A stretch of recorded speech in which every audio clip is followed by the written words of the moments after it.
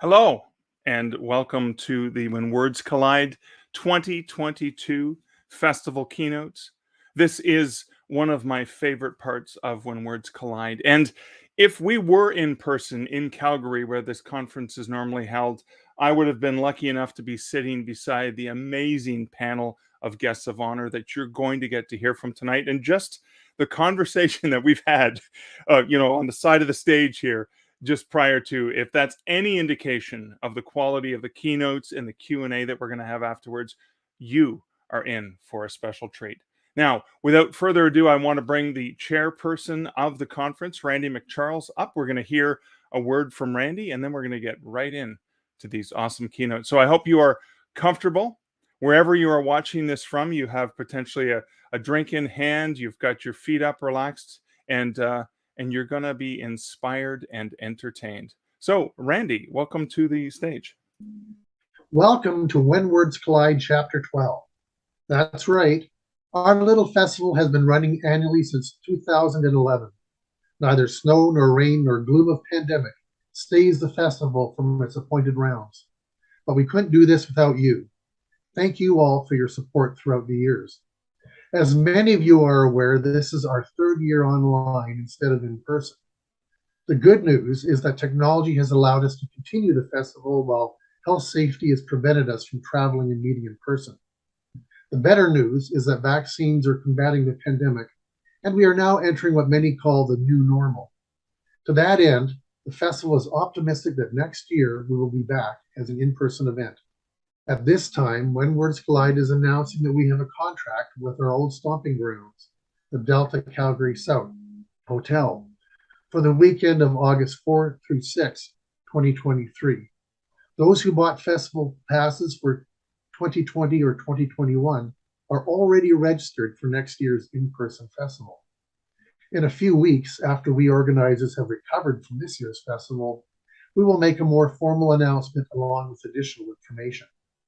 We hope to see many of you next year at When Words Collide Chapter 13 in person.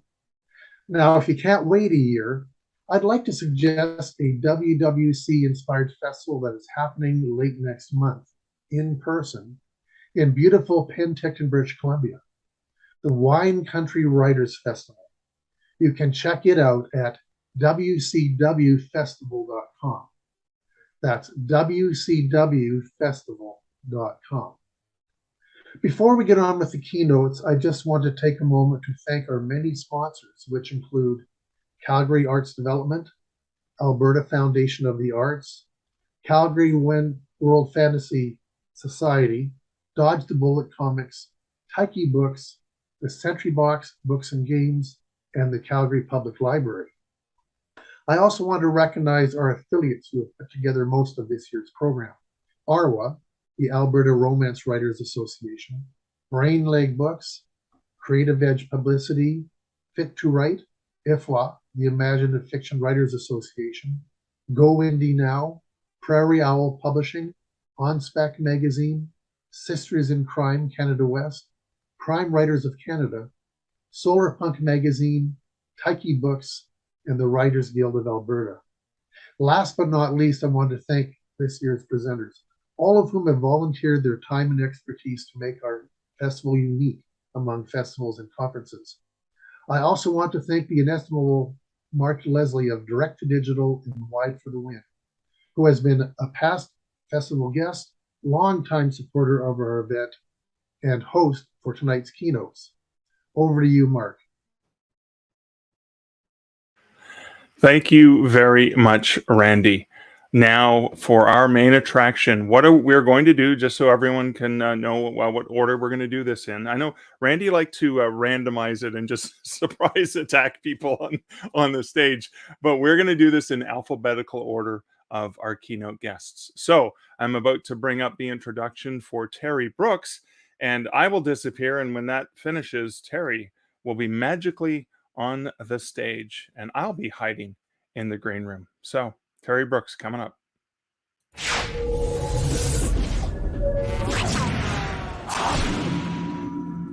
Terry Brooks was born in Illinois in 1944. He spent a great deal of his childhood and early adulthood dreaming up stories in and around Sinisippi Park, the very same setting for Running with the Demon. He received his undergraduate degree from Hamilton College, where he majored in English literature, and went on to earn his graduate degree from the School of Law at Washington and Lee University. A writer since high school and heavily influenced by William Faulkner, it took him 7 years to finish writing The Sword of Shannara, which published in 1977. It became the first work of fiction to ever appear on the New York Times trade paperback bestseller list, where it remained for over 5 months. He published The Elf Stones of Shannara in 1982 and The Wish Song of Shannara in 1985, both bestsellers.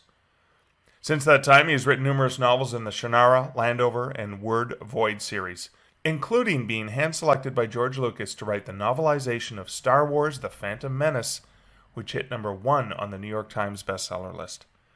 The Shannara Chronicles, a first-season 10-episode TV show, premiered January 5, 2016 on MTV.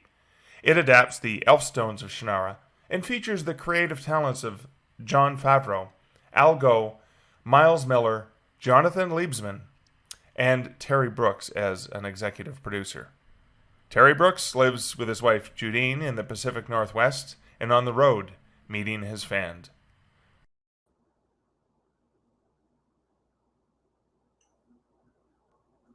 Wait a minute. Ed, wait, did you say this? I'm doing this for free? Did I agree to do that? All right. So, welcome back, all of you who were here yesterday. Welcome to anybody who's new. These are a series of presentations by the 4 writers who are involved in the conference, talking about whatever they want to talk about, which can be really good or really bad. And you'll have to make that judgment for yourself. What I'm doing today, you'll be happy to know, is I'm going to talk about something that I never talk about. In fact, I have made it a point never to talk about it until now because I despise this particular subject. The subject is framed in a particular question that all writers hear over and over again. And I've steered clear of it every time because it's such a difficult subject to address. And it is this: where do you get your ideas? Because really, we could write books about this. But wait a minute, I think I did. And it's the kind of thing that you can go on and on about, and nobody cares, except for the things that apply directly to them. So whatever I'm going to say to you today, you're free to use if you're a writer. You're free to riff on if you're not. Maybe some of it will be helpful to you. Maybe it won't. We'll wish for the best. But at least you'll get to hear how one writer approaches the subject of putting ideas together. Let me start with this. I'm going to give you 3 obvious examples of areas that I had to consider early on and have had to consider ever since on a regular basis in order to make my storylines work. And for each one, there's a number of things to consider. The first one is something I call shuck your baggage. When I'm saying shuck your baggage, I'm saying to you, cut loose all the stuff that doesn't apply to what you're doing in your life that's important. So what does that mean? Well, in my case, it meant that at one point in my life, I was writing and I was discovering I was not doing well at anything else. So I quit writing, and then I still wasn't doing very well at anything else. And what I really discovered is that if you're going to be successful in this business, you have to find a way to balance the way that all the things that are in your life work. And part of that has to do with the fact that everything you know now, or everything I knew then, which has been more than 60 years ago, is going to change. It's not going to stay the same. It's like you aging. Everything you do when you're 20 is different by the time you're, let's say 60 or 70. The reason it changes is because, number one, you change. Number two, the world changes. Think about this. When I started out, computers weren't there as personal computers. We used handheld, hand-operated, not even electric typewriters to do our work, or pens and pencils. And that's how writers grew up, working in that fashion. I started fairly early, professionally in my 30s, with a an old Apple computer, an Apple II or something like that. And that's how I learned to be a writer, is with that computer. How much has that changed? Well, we could go on a long way about how the mechanics and the operations of computers have changed to the extent that now it's much easier and smoother to work. Something that my old editor, Lester Del Rey, once told me, this has ruined writers forever, because now it's so easy to put something down. They think everything they put down is wonderful. And there is a temptation to believe that when it becomes so easy to do so. But I think, video games, social media, television, all of those things are extraneous to the work that you're doing. If you're a writer, you should be reading books, and you should be reading books all the time. You should make that a major part of the work that you do, because you're working in that field. But I'll talk about that a little more later. So in any case, I believe that the first thing you should do when you start to put a book together is to work it out in your head. Put it in your head. Go over it as many times as you need to. Work it out step by step, scene by scene, story by story, sub-story by story, all the way through, and evolve it as you go. Rework it as you go, rethink it as you go, but don't write it down. Put it in your head. Because if you can't remember it, it's probably not that good anyway, and you weren't meant to remember it. Keep it in your head for a while. When you get to the point where you absolutely can't help yourself any longer and you do feel you need to write it down, then by all means, go ahead and do it. But the point is, you want to stretch it out as long as you can in a place where you can call upon it. And if your memory works the way that most people's memories do, stories tend to stay there quite a bit longer than otherwise. After you've got enough of your story down to a point where you think you've got the sense of the world, you've got a sense of where things should be, what you want to do, what your big idea is, that sort of thing, then you have to talk about characters. And that's when you have to have a casting call. And what do you do at a casting call? Well, it's just like it is in the movies or in plays or in any form of entertainment. You decide who the characters ought to be. And how do you do that? Well, you always have characters floating around in your head if you're anything like me. You're always thinking about how somebody was or how they should be or what would be interesting to be if they were there. So you pull them out and you put them on stage and you look for a part for them in the story. It's pretty easy, really. You always have an antagonist, you have a protagonist, you have the companions of each. You might have some kind of a strange creature. You might have all kinds of things, a love interest, it doesn't matter. All of these things have to be there, or many of them have to be there to make your story come together. So you start trying them out in different formats. And you can do this in any way you want to. But the point is, you have to see if you can find something that seems to you to fit. If you do that, you have character 1 or 2 or whatever. If they don't work, back to central casting. They can come out later in another story, or they won't, and we'll have to see. What's the most important thing about the characters that you put in a story? I bet you don't know. They have to serve a purpose in advancing the plot. That is the most important thing. The plot is at the service of the characters. The characters are at the service of the writer. You have to create characters that do something to advance the story and don't just hang around looking as if they were trying to find something to do. This is not easy, but it's doable. And you can do it because I'll bet you've done any writing at all. You've probably done it. Okay. What's the other thing I wanted to say? Oh, yeah. The third thing I want to talk to you about that I think is really important has to do with the fact that you have to be consistent and you have to be creative, but you also have to be dogmatic in your approach. When it comes to putting together, this is your format. You write, then you rewrite, and then you write some more, and then you rewrite some more, and then you do it again any number of times. Everybody works in a different way. Everybody finds a more comfortable way to advance a story. But the thing is, you have to find a format that works for you, something that you're comfortable with, but also achieves what you're trying to get done. If you find yourself being blocked off or you're unable to advance often enough, then you're probably not doing something in the right way. And you need to think about how to do it. And for everyone in this business, everyone, the one thing I know for sure is that nobody works in the same way. Everybody works in a different way.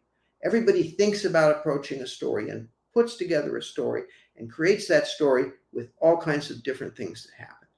You have to find the way that works for you. One of my favorite writers, as a matter of fact, told me that the way she does it is she writes plot first, then she goes back and she does it rough form, just rough form, and writes the plot. Then she goes in and she adds the characters. And then after she's done with that, she goes back and works out the time and the place and how to show it and so forth and all of that. And so on and so forth. She has like, I don't know, 8 or 10 steps that she takes in putting this together. That would drive me crazy. I could not possibly do that. My approach, for example, is to go through and write the story piecemeal as I go, concentrically in order, and then at the end of every stopping point, which is usually a chapter, go back and rewrite it. Do it again until you get it to a point where you like it. This won't be the end of it, but it's a place where you can move forward. I can move forward to where I think I've got something to work from in building the next chapter. So there's a cohesion to everything as I go. But these are just, this is one way to do it. And the trick is to find the way that works for you and to find a way that feels, a part and parcel of who you are so that it works the right way. Okay, a couple other things I want to talk about before my time is up. And at this point, I don't even know how much time is left, so I'm going to just go on here. So, I mentioned earlier about the importance of engaging yourself in the area in which you're working. So if I were making movies or I was on theater, that's what I would probably be most involved in. But I'm not, I'm writing books. So how do I feel about an approach to writing books? Well, the first thing is that it means you have to read a lot. And the way you learn about the craft, because it's changing all the time. I used to think that the approach of young adult fiction was something to be avoided at all costs. Now, young adult fiction is one of the big monsters that moves the whole industry. And the way that it's developed, it has been astonishing. And we have some terrific, terrific writers working in that field that don't get nearly the kind of notice they ought to have.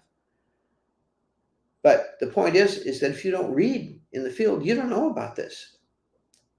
Also, whatever you're reading, if it's only in the field that you're working in, change it right now.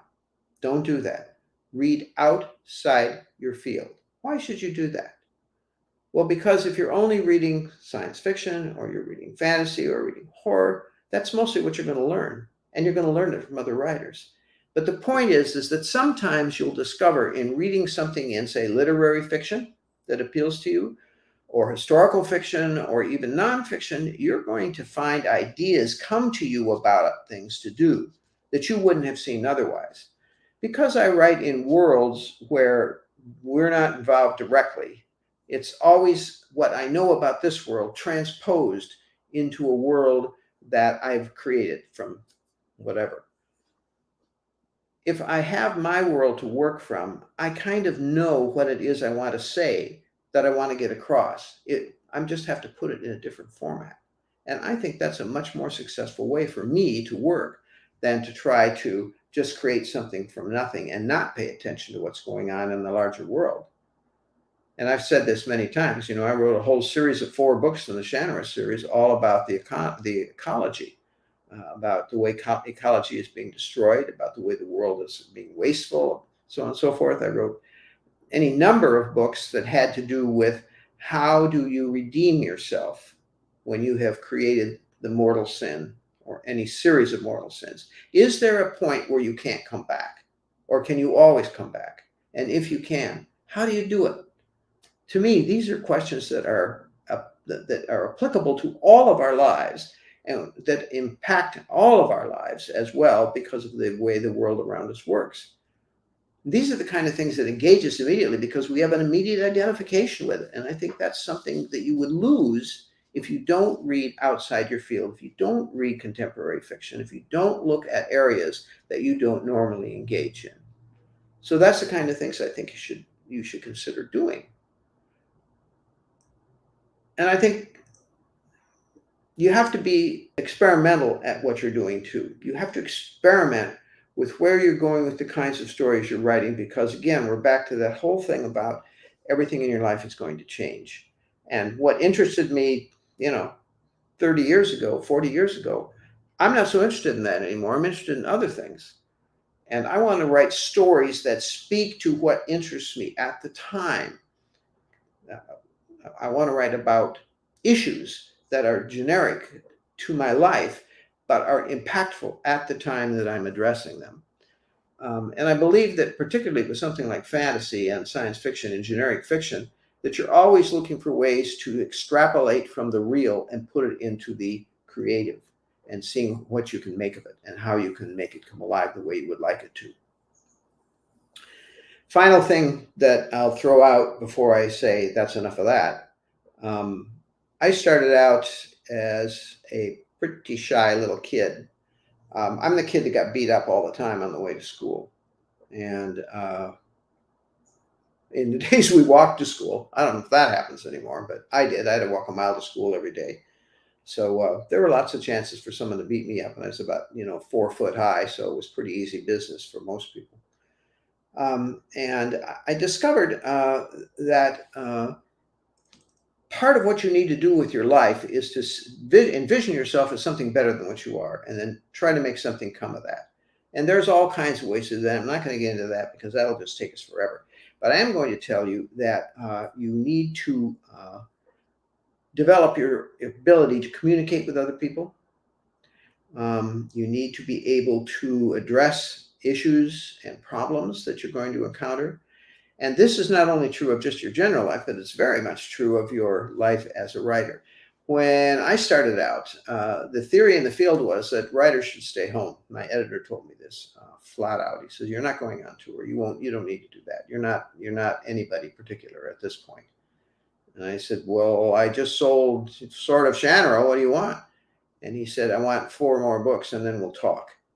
And he wasn't kidding. He said, "You will stay home. You will stay at the desk. You will do your writing. And after you've gotten to that point, then we can talk about you going on the road." He would roll over in his grave now, since, we've gotten into an area where writers tour all the time. But the point is he felt that you had to learn to express yourself before an audience. He felt that you needed to learn who you were and what you were as a writer, and have something to talk about besides, the wonderfulness of yourself or of your work or something like that. You needed to be able to address the situation, whatever it was, and you needed to be able to do this in a spontaneous way. I got a break because I was a lawyer for a long time, and that makes you prepared for just about anything in this world. I can't say that it prepared me for being a successful writer, because writing legal briefs has nothing to do with writing fantasy, even though in my world it's a short putt. Thank you very much. Nice to see you all.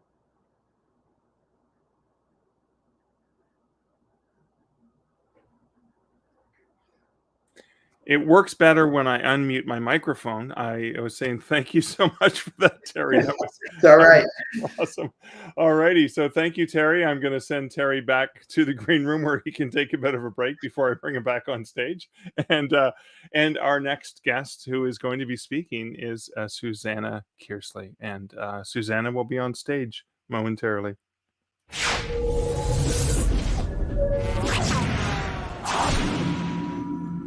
New York Times, USA Today, and Globe and Mail best-selling author Susanna Kearsley is a former museum curator who loves restoring the lost voices of real people to the page, writing twin-stranded stories that typically interweave modern adventure with romance, historical intrigue, and sometimes an edge of the unexplained.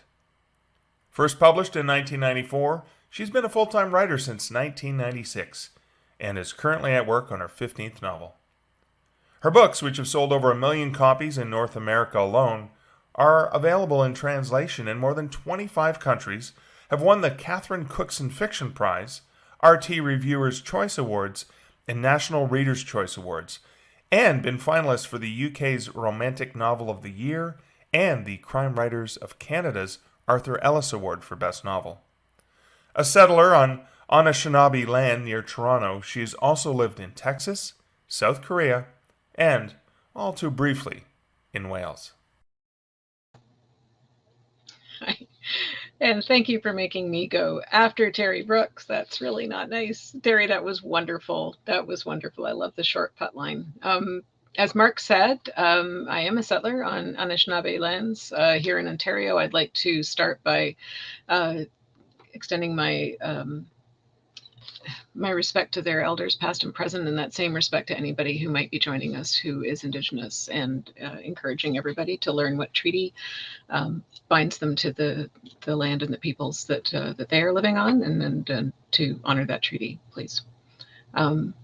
Okay, so it was difficult for me to try to figure out what to do my keynote on. I'm not great with keynotes, but I really wanted to do a good one for you, so I did my best. I went looking for a quote that would sort of embody what I was trying to talk about. So I think I found one.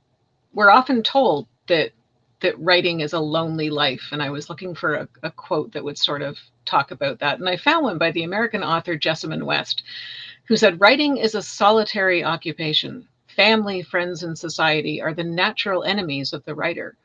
He must be alone," I guess he or she must be alone, uninterrupted, and slightly savage if he is to sustain and complete an undertaking.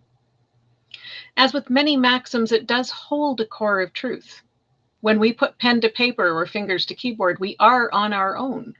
And I've often said it's not unlike the miller's daughter in the Rumpelstiltskin fairy tale, who's left alone with bales of straw and asked to spin them into gold, except we are left alone with reams of paper that we're being asked to turn into a finished novel or a finished story. So yes, that part, getting the words down on paper, getting the story down, only we can do that. And to do that, most of us will have to make some hard choices. We have to turn down some invitations. We have to shut ourselves away a little. That's kind of a feature of our lives. But solitary? No. What I do, I never truly do alone. Far from being my natural enemies, family and friends and societies are the things helping me to write. Take my family, for starters. Early in my writing career, I was fortunate to have my sister, who bought me how to write books and wrote in the flyleaf, "Because I'll always believe in you," who pestered and dared me to finish my first book and cheered me along at every step. I had my parents who let me move home with them as an adult and gave me a room in their house, that Virginia Woolf room of one's own that is so essential for anyone trying to write. When I married and had my own children, my own little family, they helped me too, both with their hugs on the bad days, the days when a publisher dropped me, and there were quite a few of those, or when the words weren't coming well, but also with their purposeful absence, by giving me privacy, giving me space, taking over the housework to give me the time that I needed to write. Any child or spouse of a writer deserves an award. They deserve a medal.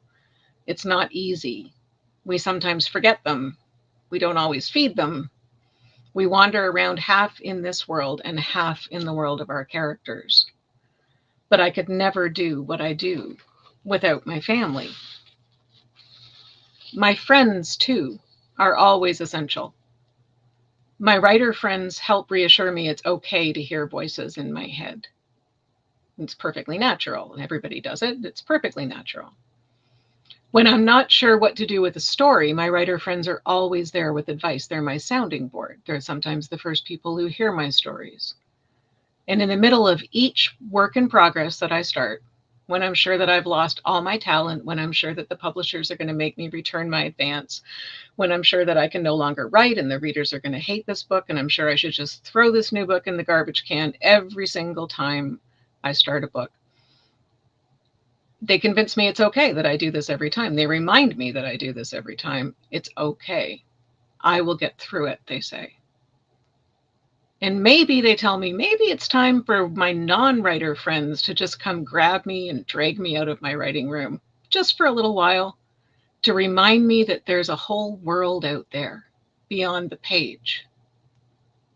It's that world, that society, that we writers need if we're going to have anything to write about. And it's that society that also supports us. I'll give you a little example. Years ago, when I landed in Scotland, I was doing the research for my book, The Shadowy Horses. I landed in Scotland on a bank holiday weekend with no place to stay because that was how much forethought I gave to it. A bed and breakfast owner named Margaret McGovern took me in at the last minute. And as I was coming in the front door of her bed and breakfast with my suitcase, she was going out on her way to teach her country dancing class. And she asked me why I was in Eyemouth, Scotland, of all places. It's a very small town on the coast just over the border, and really not a place that a lot of people would be coming to on a bank holiday weekend. It's just a little fishing town. It was a little fishing town in those days. And I was just sort of getting to the point in my career. This was 1994. I had won the Catherine Cookson Prize. My book was about to be published for the first time. I was just getting to the point where I felt comfortable telling people I was a writer. I felt kind of like a writer. So I told her, I'm a writer. I'm here researching a novel. And that felt kind of, grand. And she said, oh, aye, in that sort of, Scottish way that they have, that where it's just kind of, yeah.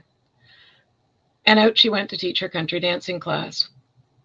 She came back 2 hours later with a list this long, very, very long, of all the people that I was meant to meet over the next week and a half, who were going to help me with my novel. One of the first people on the list was the local minister. I had to meet him twice. I had to go first to the early service to meet him and make myself known to him. And then I had to go meet him at the second service. And he was, sorry. I'm sorry. I did the 3-hour masterclass this morning, lost my voice. The second service, he was going to take me out to a ruined priory that they decided needed to be in my book. So I better go out there with him. They found a house that I needed to use for my book. They had all decided, everybody at the class decided that I needed to use this house in my book because a murder had happened there once in the 1700s, which would make it the perfect setting for my novel. Turned out it actually was the perfect setting for my novel, and I did use it. But at the time, I didn't know this. The only problem was the woman who owned the house was a very reclusive woman, a little shy. She had just been burgled a couple of weeks before. And now here was this young Canadian, I was only in my 20s, woman being sort of thrust upon her to go and see this house. So I thought, well, what if I go to the police station first and I'll show them my passport, and then this woman will know that I'm not a complete crackpot and I'm a legitimate person. So I went to the police station, and the police officer, a young police officer behind the desk in this 2-person police station said, oh, you're the writer. He said, are there any murders in your book? And I said, well, not yet. And he said, well, if there are any murders, be sure you give us a phone call. Here's my card. There's always one of us in here. Then he brought the other person out, showed me. So everywhere I went in the town, this is what happened. Everybody came out of doors to help me, every single person. If I went around the harbor, people came off their fishing boats, invited me onto their fishing boats, almost took me out, to sea in their fishing boats. It was just the entire community came out and helped me. That woman, Margaret McGovern, who was my bed and breakfast owner, is still a dear friend of mine 30 years on, nearly 30 years on. Society, helped me write that book. I would not have been able to write that book if that town had not taken me under its wing. And that has happened more times than I can count in the writing of my books. More times than I can count. Society is not my enemy. Madeleine L'Engle wrote, the writing of a book may be a solitary business. It is done alone. The writer sits down with paper and pen or typewriter, and withdrawn from the world tries to set down the story that is crying to be written. We write alone, but we do not write in isolation. No matter how fantastic a storyline may be, it still comes out of our response to what is happening to us and to the world in which we live. I totally agree. Friends, family, and society will never be our enemies. They're what makes our writing possible. They hold us up and carry us and keep us sane. We may sit alone with our pen, our paper, our typewriter, our computer, but we are never, ever on our own. And I hope you remember that as you go through your writing career. Thanks very much. Thank you so much, Susanna. That was fantastic. Great, great talk. I'm going to let you rest the voice for a little while again because you've been at it all day. Get into the green room and get yourself something to coat that throat with. Thank you so much.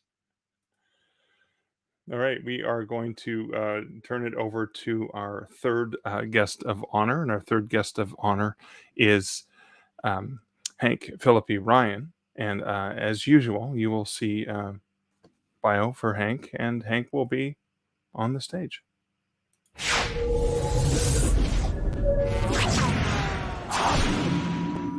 Hank Phillippi Ryan is the USA Today best-selling author of 14 psychological thrillers, winning the genre's most prestigious awards, 5 Agathas, 4 Anthonys, and the coveted Mary Higgins Clark Award. She is also an investigative reporter for Boston's WHDH-TV, winning 37 Emmys. Book reviewers call her a master of suspense and superb and gifted storyteller. The First to Lie garnered a Publishers Weekly starred review and was nominated for the Anthony Award for Best Novel and Mary Higgins Clark Award. Her current thriller, Her Perfect Lie, received starred reviews from Kirkus and Publishers Weekly, which called it a superlative thriller. It is now an Agatha nominee for Best Novel of the Year. Watch for The House Guest, coming in 2023. Good evening, and so wonderful to see you all. Susanna, I am so with you. Susanna knows I'm a big fan of hers. And I also taught a masterclass this morning for 3 hours. So if I sound a little like Brenda Vaccaro, that is why, and I hope you all enjoyed that. Wow, it is so nice to see you all. And I have to say, this is not exactly how I thought it would be. I thought I'd finally get to come to Calgary in person, but alas, that is still in the future. I have to admit, and I know this is probably similar for all of you, that not one of the past days since March 12, 2020 has been what I expected. Isn't that absolutely true? Back then, I was in the middle of writing this book, Her Perfect Life, when the pandemic hit. I was 15,000 words into this book, and I was feeling fabulous. And I flew to West Palm Beach, Florida, for a big book event. And I was writing like crazy on the plane, feeling powerful and really loving my book. But I will admit, even then, I was already a little bit terrified. Should I be going? I thought. Remember how uncertain we all felt at that time? So I did the event with the fear in my heart, balanced with the joy of seeing 250 people in a room all holding my book. The murder list was out at the time. And I hightailed it after the event. I hightailed it back to the airport, thinking all I want to do is go home. I knew I was on the right track of going home. I'm going to turn off the air conditioner here. I knew I was on the right track of going home when I got into the airport and I was in the JetBlue waiting area. And some people were already wearing masks at that point. And there was a woman in the JetBlue waiting area who had a mask on. And at one point, she pulled down her mask, and then she sneezed, and then she put her mask back on. And I thought, okay, I'm done. I just want to go home. So you should know that usually an airplane is my favorite place to write.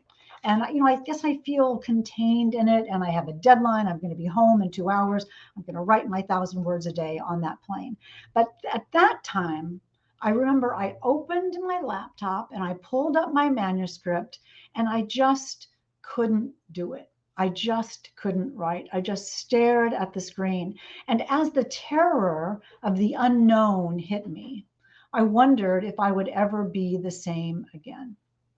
So now, 500 days later, 1,000 days later, however many days later it is, we are not the same. We are not the same, but we are writers and we are professionals. And as the result of the pandemic, we have all learned a lot.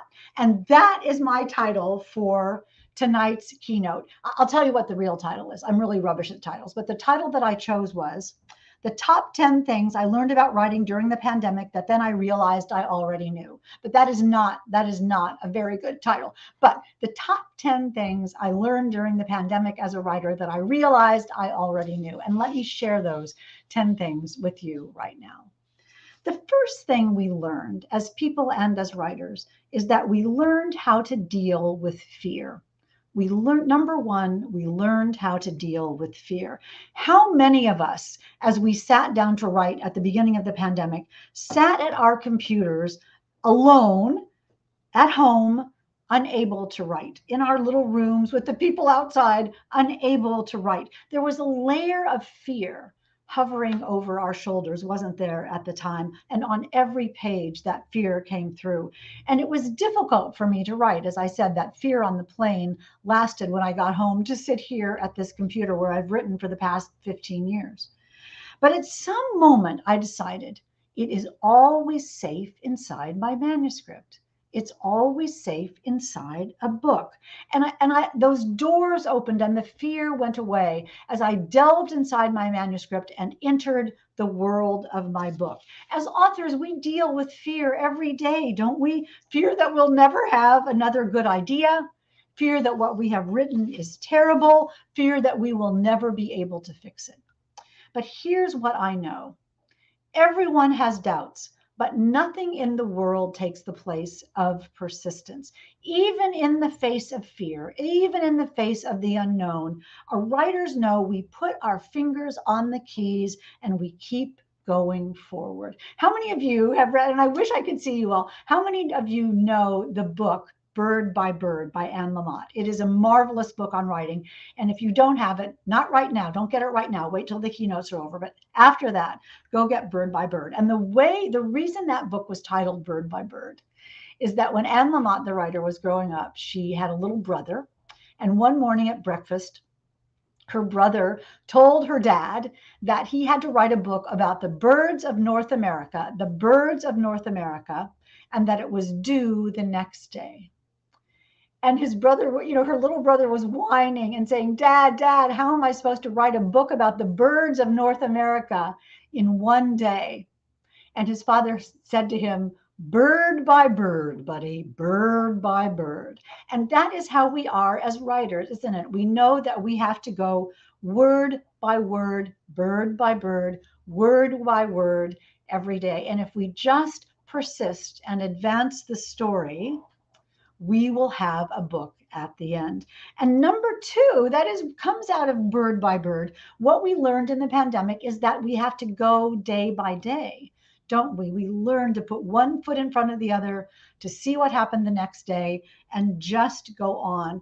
And especially in writing, because even with word by word, writing is difficult.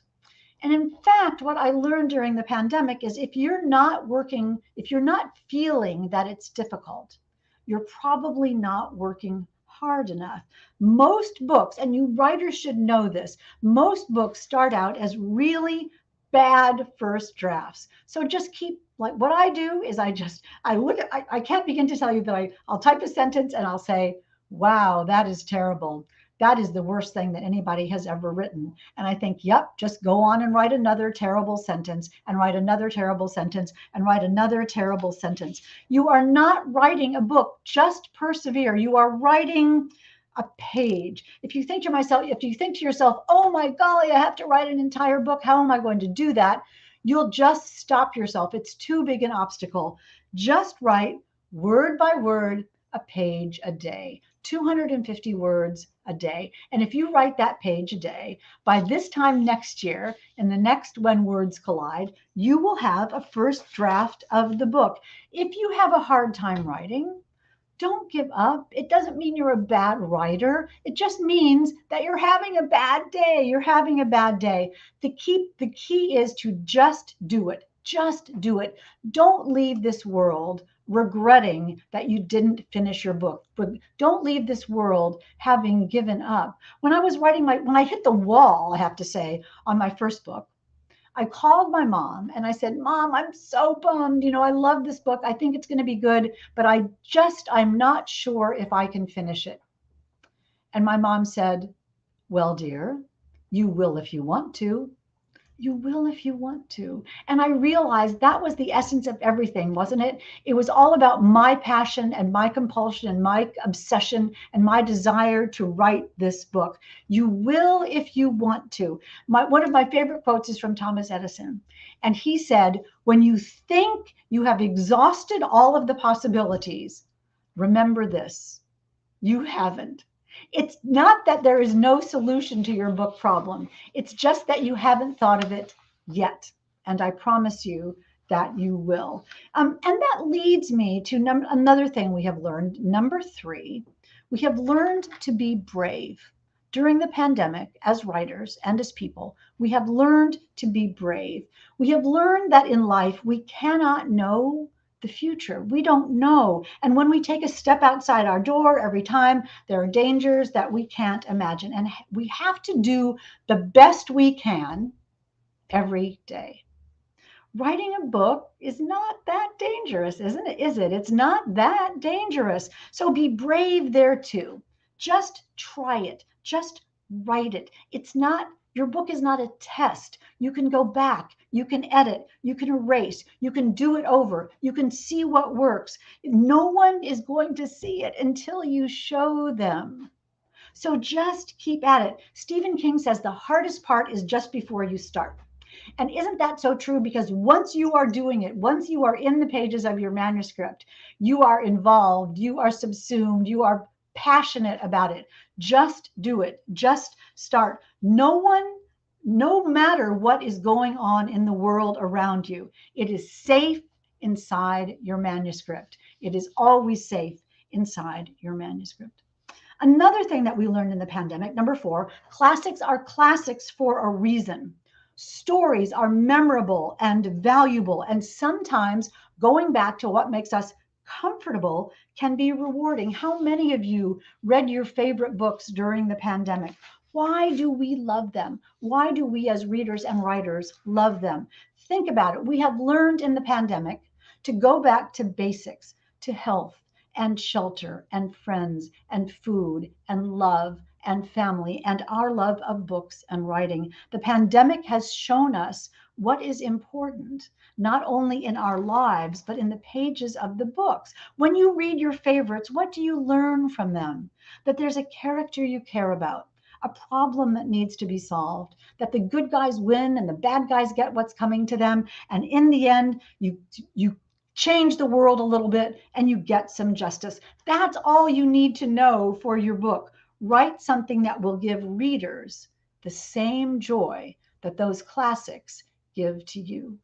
Number 5, we have learned in this pandemic, haven't we, that we are nimble. We are nimble. We can pivot. We can go from waking up in the morning and going to work and sending our kids in the school and coming home at night at 6 o'clock to make dinner, to all being together in the same house every day and being terrified to go outside and still making it work. We have learned to grab our time to write when we can. Maybe it's not how it used to be, but we can make it work. If you can handle the terror of the pandemic, you can write a book, can't you? Things that seemed impossible at one point might seem more conquerable now.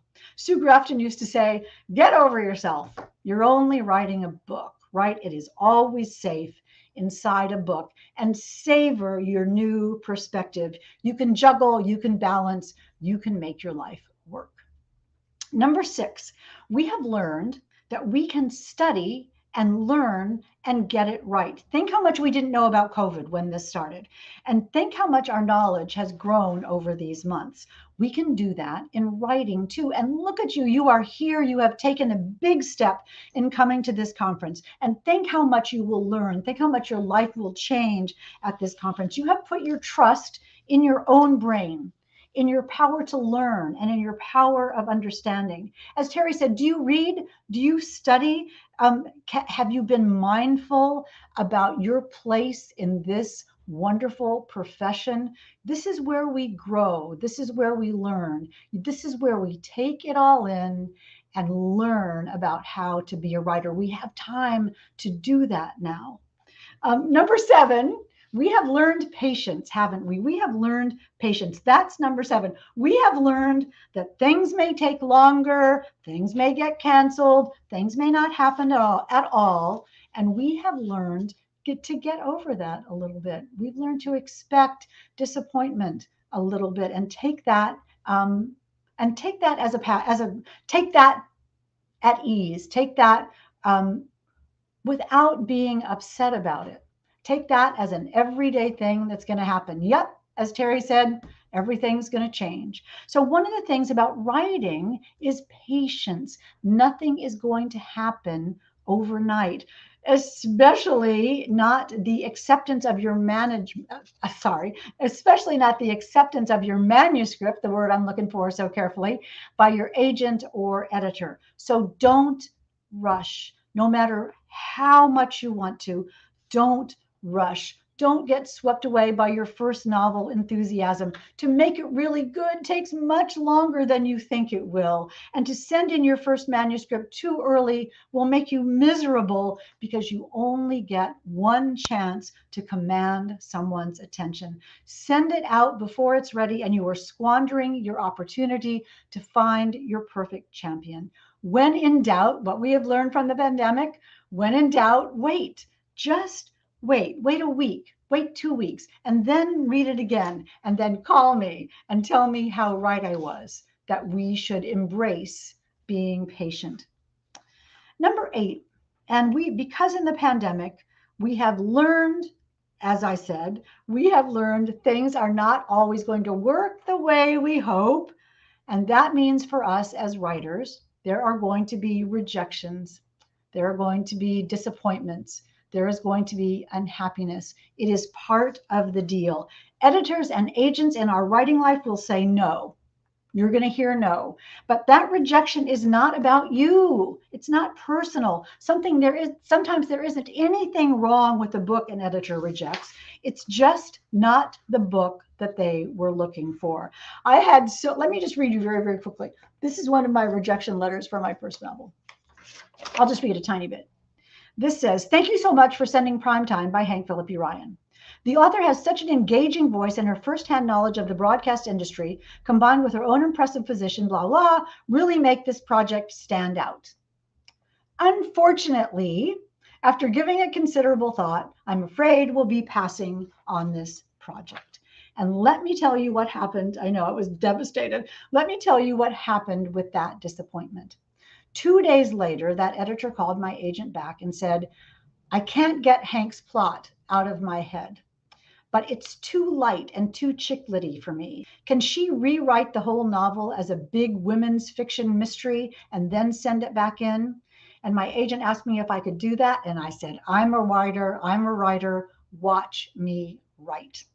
And I rewrote that entire book, and that became Primetime, which won the Agatha for Best Novel of the Year.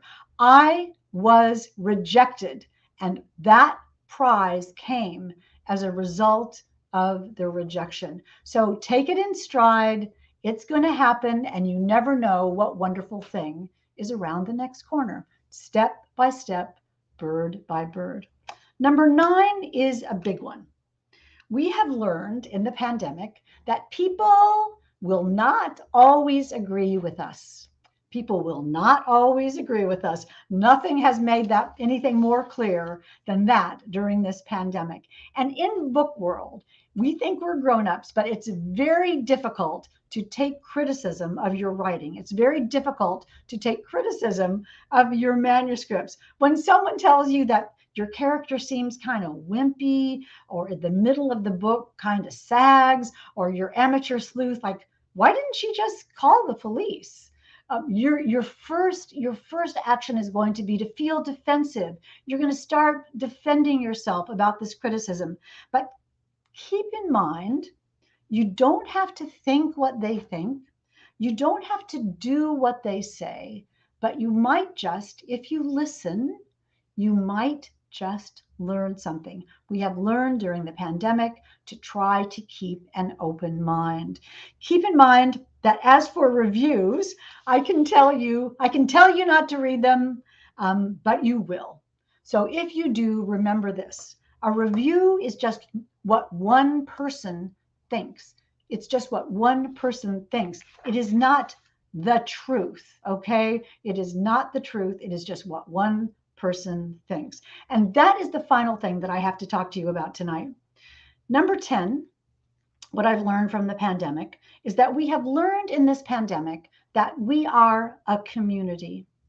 We rely on each other as writers. We care about each other as writers and people. We are in this together. We have learned to be patient, to be generous. We have learned to be helpful and kind, to take care of our writer friends, to be authentically happy for their successes, right? It's everybody can win. Everybody can have a turn. If a friend wins or gets on the bestseller list and you don't, be genuinely happy for them. Your turn will come. And that is what brings us together tonight, that this race goes to the persistent and to the devoted and those who understand that we are so lucky and that what we're doing is special. Do you know the folk singer Judy Collins? Please tell me that you do. I told my producer, who's about 30, that my husband and I were going to go hear Judy Collins at a concert several years ago. And my producer says, "Great, that sounds wonderful." You know that she had no idea who Judy Collins was. And I said, "You know Judy Collins, the folk singer. She sang both sides now." I said, "I couldn't have gotten through college without listening to her records." And my producer says, "Records?" No, she knew what a record was. She knew what a record was. I know she does. But anyway, Judy Collins, who was 72 at the time of this concert, gorgeous, big, gray, gorgeous hair, very, very slinky, tight pants, black boots. She hasn't lost one bit of her voice. She was quite amazing. And she told us a story about how when she was a little girl growing up in Denver, her parents had told her that she was going to be a concert pianist, that her destiny was to be a concert pianist. And she practiced and took lessons, and that's all that her life was about. But she told us that she knew from the minute she knew anything that she was destined to be a folk singer. And she told us that at age 19, she decided, forget about this piano thing. I'm moving to New York. And she said, I packed my bags and I moved to New York to be a folk singer. And she said, I took my songs with me. I took all my songs with me. And then she said, of course, I hadn't written any of them yet. I hadn't written any of them yet, she said. And that just touched me because I think we all have songs. We all have songs. We may just not have written them yet. So my message to you is go and write your songs. And I cannot wait to hear them. Thank you so much, Hank. That was amazing, inspiring. I did not leave. I just reached behind me to grab a copy of Bird by Bird. So I was right within reach. Excellent. Well, thank you so much. I'm going to let you rest in the green room while we bring up our last guest. Edward Willett.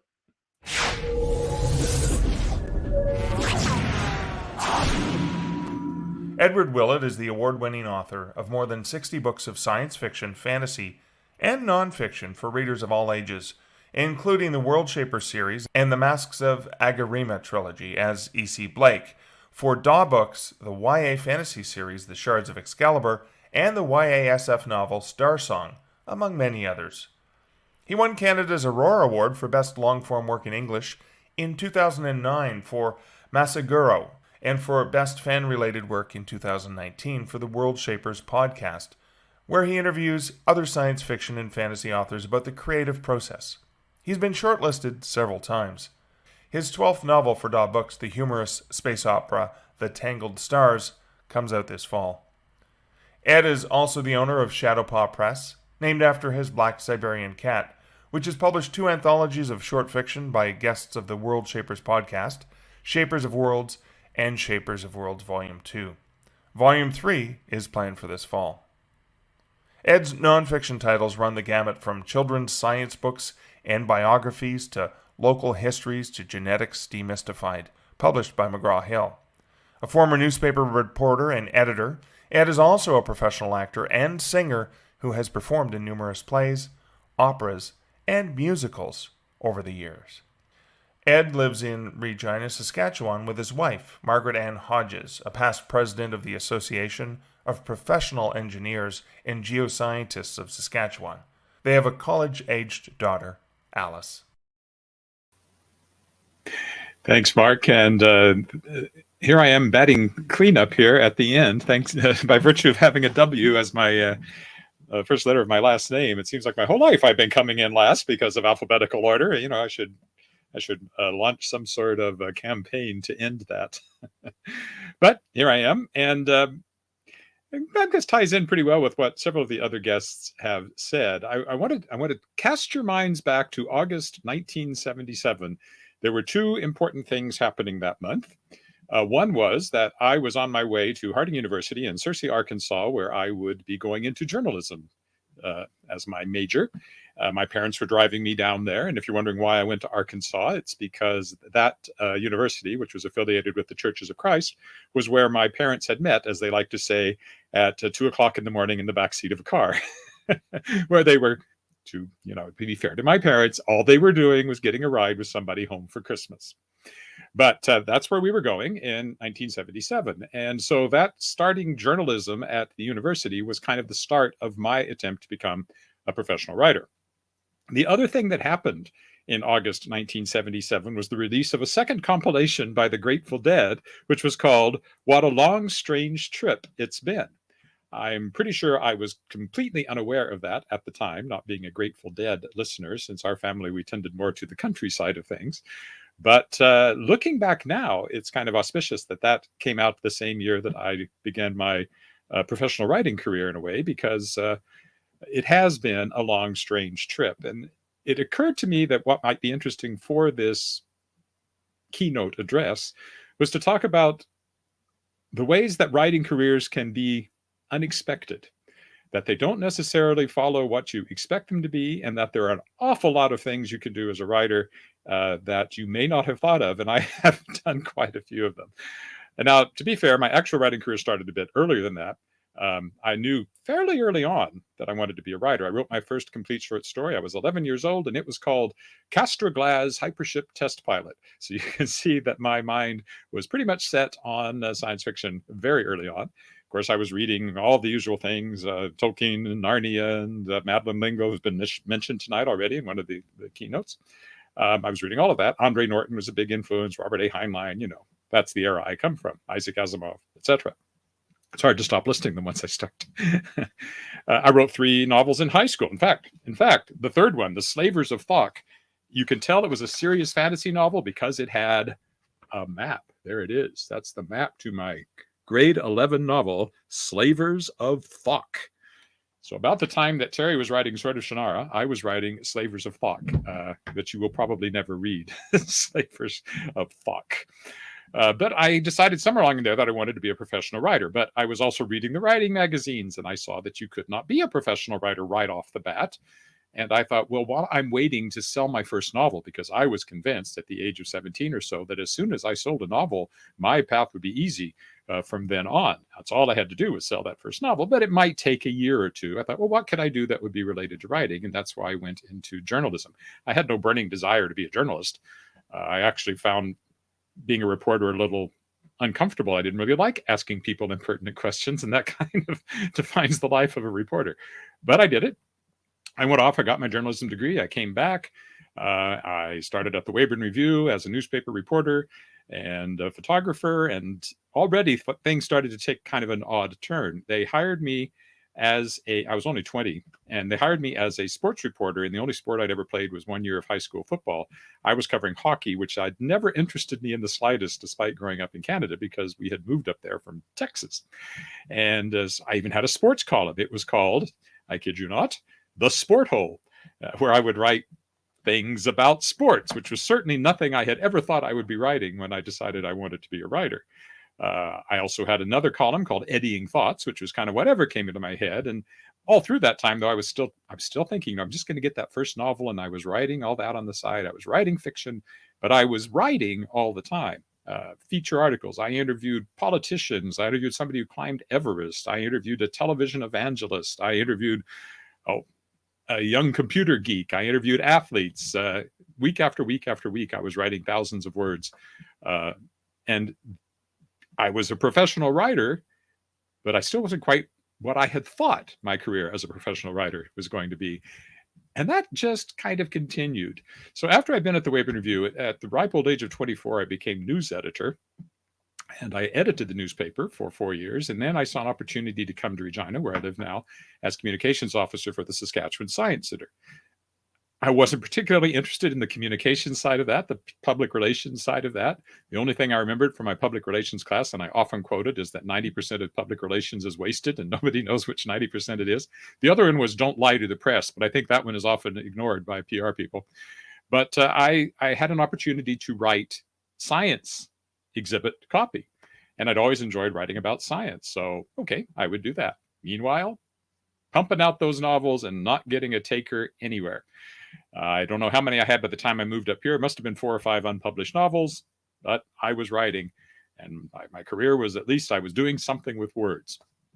So I was at the Science Center for 5 years, and finally, in 1993, I quit my job to become a full-time professional writer, and the first thing I did was go on a school opera company tour as an opera singer, because whatever would pay the bills is what I discovered it means to be a freelance writer right off the bat. And that has kind of been my motto ever since. I have written a lot of different things. I wanted to tell you about some of the more unusual ones. I mean, okay, admittedly, if you want to have a life as a freelance writer, perhaps the opera singing thing does not apply to each and every one of you. Although if you could get into it, it certainly is fun. And I've done a lot of other theater. In fact, right off the bat, I actually, before I did the opera tour, I was playing Santa Claus for a small company that did kind of Christmas shows. So, ho, ho, ho, I got very good at that. And oddly enough, I got to play him again later, and I got to play Scrooge too, all in the same production. So, you know, the acting side of things has been a great little sideline, but writing was always what I really wanted to do. So some of the other things I've written, let's see. Well, right off the bat, I finally got my first book.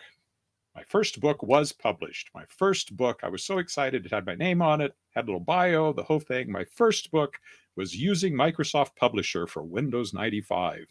And it was so successful, there was a sequel, Using Microsoft Publisher for Windows 97. I'm sure Spielberg somehow has missed those, but at any moment, I'm expecting him to get in touch and make those into major motion pictures. Sure, that's going to happen.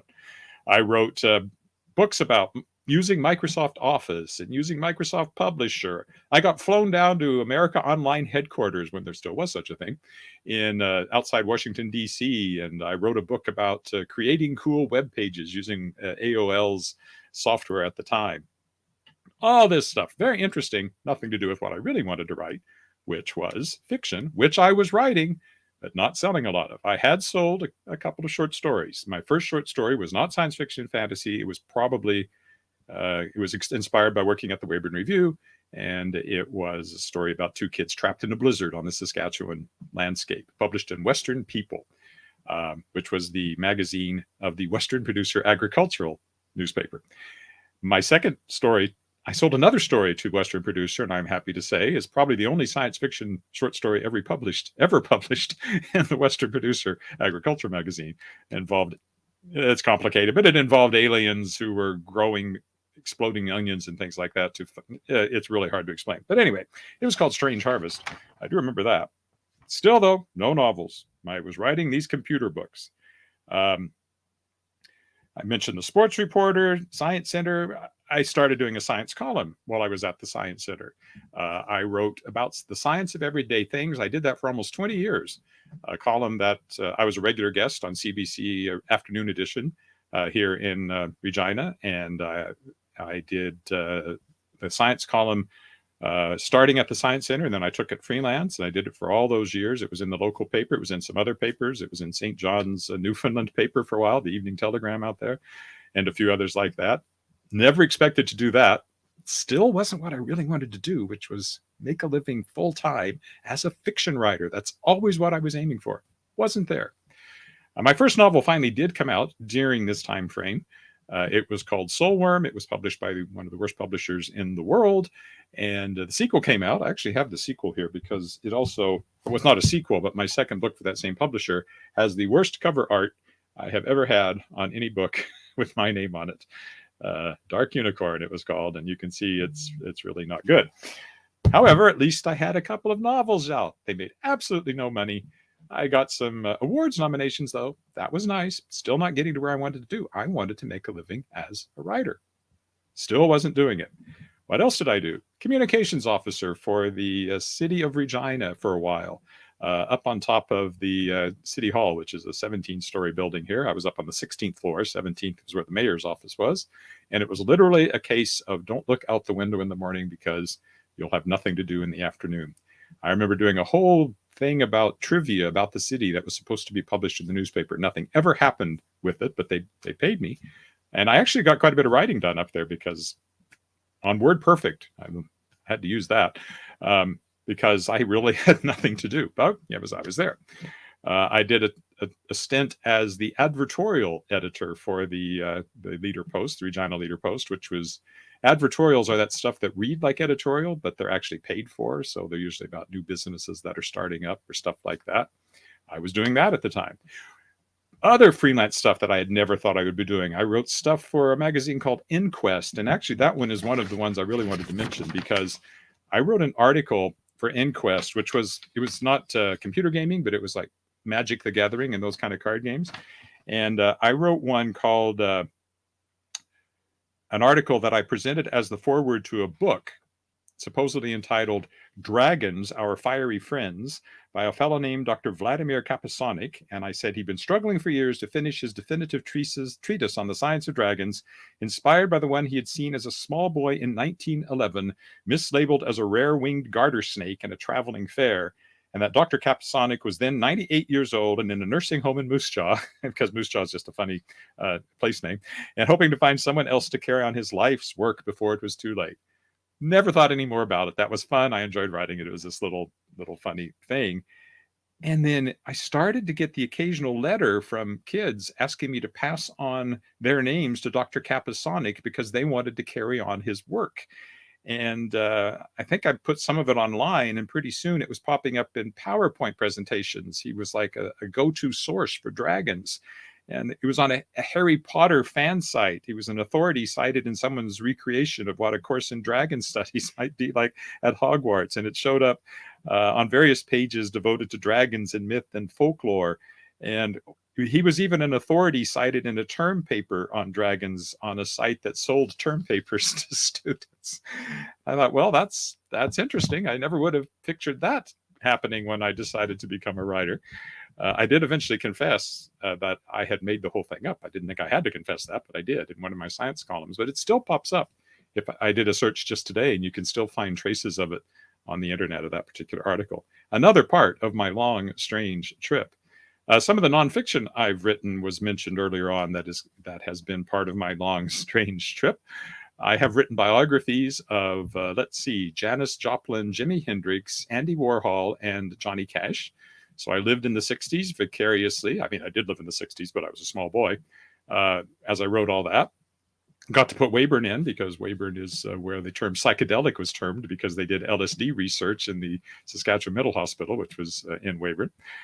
Little known fact. And I put that in. I got to sneak that in when I could. So I did that. I wrote other biographies. I wrote a biography of the Ayatollah Khomeini. That was a fun one. I wrote biographies of Orson Scott Card and J.R.R. Tolkien and another author, Akira Cass, for another series. I wrote a book about the Iran-Iraq War. I wrote a book about the Mutiny on the Bounty. I wrote several books about diseases, which is always fun because you always think you have them as you're writing them. And all the things that kill you really quick start with flu-like symptoms. So I did one on Ebola, flu-like symptoms. I did one on meningitis, flu-like symptoms. I did one on hemophilia, which I wasn't worried about because that's genetic. And I did one on Alzheimer's, I think. I can't remember. That's a terrible joke. I did one on arthritis. So, lots of diseases. I did some other science stuff. Some of the weirdest ones, I did a book on how to skateboard. Never been on a skateboard in my life. I wrote a book about rock climbing, not a big sport in Saskatchewan. And I had never done it, but I wrote a book on it. And that's another thing that's been interesting about this long, strange trip, is the number of things that I have learned by not just being able to focus on the fiction. And yeah, the fiction was happening all through that time. I mean, I started selling books to better publishers. I eventually started selling to DAW, one of the best publishers you can be with. But I never got to the point where that was the sole thing I could do. It still isn't the sole thing I could do. So I continued writing other things. And if you go into freelance writing, you will find yourself writing other things. I wrote the annual report for the electoral officer of Saskatchewan. I wrote a history of the Association of Professional Engineers and Geoscientists of Saskatchewan, which has gave me my longest title, which, because that was part of it. I wrote a history of the Saskatchewan Land Surveyors Association. I wrote the history of the Saskatchewan Mining Association. I wrote the history of J.D. Mullerton Associates, which is an engineering firm that has done a lot of work with remote sensing. I wrote a history of the mine rescue competition in Saskatchewan. I wrote a political book about the Grant Devine years in Saskatchewan. I rewrote and updated the history of Government House here in Saskatchewan. I've done all that. One of the weirdest ones, which was actually mentioned, Genetics Demystified from McGraw-Hill. I wrote an entire book on genetics without ever having studied genetics.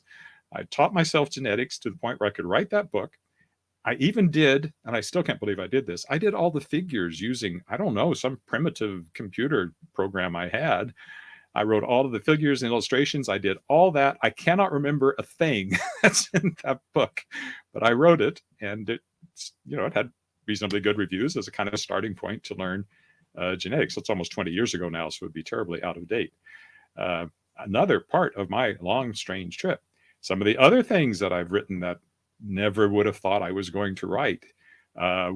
Plays. I do have a theatrical side to me, and I'm a member of Canadian Actors Equity, and I've done a lot of plays and operas and all that. It was mentioned.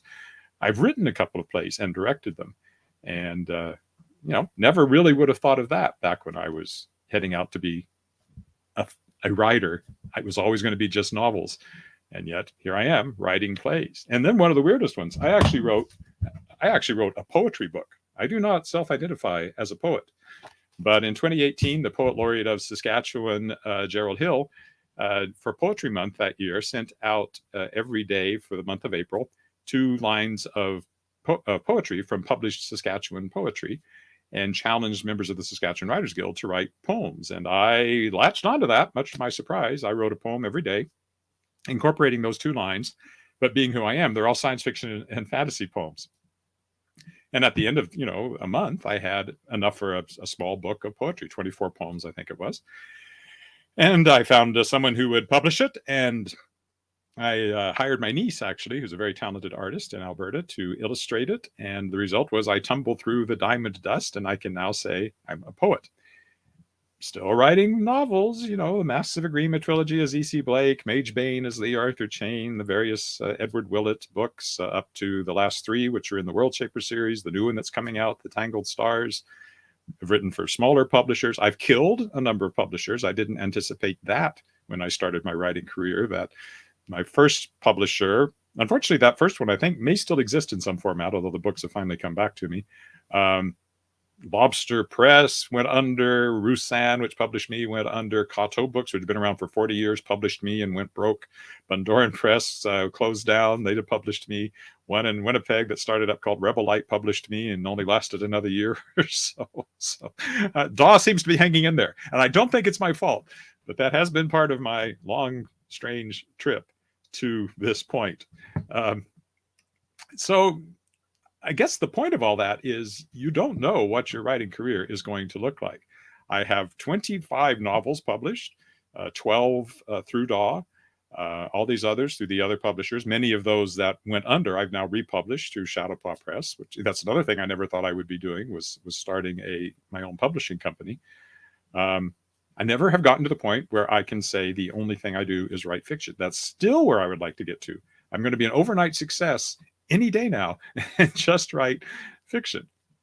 But I don't regret writing all this other stuff either. And some of the rewards are unexpected. Like in Shadowpaw Press, it was mentioned the anthologies that I've kickstarted, Shapers of Worlds. If you had told me back in 1977 that I would be publishing a story in an anthology I had edited by Joe Haldeman, it would have blown my mind. That was, I'd read The Forever War. To think that I would someday know him, had gone to dinner with him, had met him, had talked to him, and I'd interviewed him, I was publishing him. And the podcast is another thing I never would have expected. I'm up to 115 episodes, and I've interviewed some of the biggest names in the field and people who are just starting out as well, talking about the creative process. I'm going to get a book out of that. I'm going to be writing a book maybe this year, a nonfiction title, talking about the creative process. So it has been a long, strange trip, and it's not the one that I expected that I would be having to when I got this far into my career. But I can't really say that I'm unhappy about it. Sometimes my wife will say, sometimes I seem very unhappy about it, but I'm not really. I mean, I've written about things I never would have imagined I would be writing about. I've learned about things I never would have imagined I'd be writing about. Every topic under the sun. I've communicated with other authors and people I would never have imagined I would be talking to. That journalism background has come in really useful for all the interviewing and stuff I do. I think everything I've learned, and I hope that I've also provided enjoyment, enlightenment, and maybe better grades for school children through my educational books. There's a lot of books, this stuff I've created wouldn't have existed if I hadn't created it. So one of the questions I end with in World Shapers, and I'll kind of end with it here, is why do you write? Why does anyone write? I get a lot of answers to that. I've often said I write fiction because it's fun, and to a large extent, that's true. I want to tell stories. I want to entertain people. I want to, express ideas, all of that. But I think it really comes down to I'm leaving a mark on the world in some fashion. When I'm gone, which I hope is a very long time from now, there will still be some record of my existence and of all the hours, many, many, many hours I've spent at many, many, many keyboards typing many, many, many words. I'm leaving some kind of a record of my existence, and maybe I haven't changed the world. I really don't think I have. Maybe I've changed one or two people. Maybe, I don't know. But at least you can say I was here, I existed, I created these things, and I don't think that's a bad legacy. Having said that, a better legacy would be millions of dollars in income in my bank account that I can leave to my daughter. So if you would like to go out, buy my books and tell all your friends and enemies to buy them too, that would be great. Thank you. Thanks so much, Ed. I just want to remind you from something that Paula said, is that you're not coming in last. You're bringing us home, and thanks for bringing us home. All right, I'm going to bring up our other guests, going to run them up from the green room, bring them back to the screen. I'm going to change the format so we're a little bit closer. We can see everyone. And I am going to invite folks to leave comments. I am aware that there is a naughty person leaving very naughty comments. I have banned them, or I blocked them, and I'm going to be banning them. So we won't be talking about those comments. But questions that you have, comments, I want to first start by just sharing some of the comments throughout the from the keynotes that we've seen. And I just have to scroll back up because there's quite a few comments that I've seen. And we've got, of course, from Randy saying, thank you, Terry. That was great. And then, of course, terrific story and message, Susanna. Enjoyed. And great title. And excellent talk. Powerful message. Thank you. And let me see. There's... Colleen loves the format. So Colleen, When Words Collide is awesome. This keynote format is an amazing thing. Nancy said, such a varied writing career. It's honorable. And of course, Sean offers the advice, don't include those publishing house destructions in your next query letter. So I want to ask some questions. I'm going to throw questions specifically based on things that you guys have said. And I will probably address the people who said them first, but then I would love for everyone else to just jump in and offer their perspective on it, because I really enjoy that. So I'm actually going to tie in something that Edward said, something that Terry said, and I'd love you guys to reflect on that. So Terry talked about the importance of reading well outside your genre, reading everything, whether it's other genres, nonfiction, all the things, in order to develop yourself as a writer. That's a really, really critical skill. And Ed talked about this journey that was sort of this convoluted journey where he did everything. He wrote all kinds of books completely, genetics and things that were not the thing he wanted to do, which was to write fiction full time. And so I wanted to kind of ask you guys both about that. I mean, there's a comparison there, but also what other elements in terms of that reading outside your genre or experiencing things outside of your dream, how that actually solidified you on your own writer journey. Maybe I'll start with Terry on this one. Well, I think if you want to be a writer, you have to learn to grow. I talked a lot about how things change over the course of your life. I never thought that was going to happen. I thought I'd be writing the same thing forever.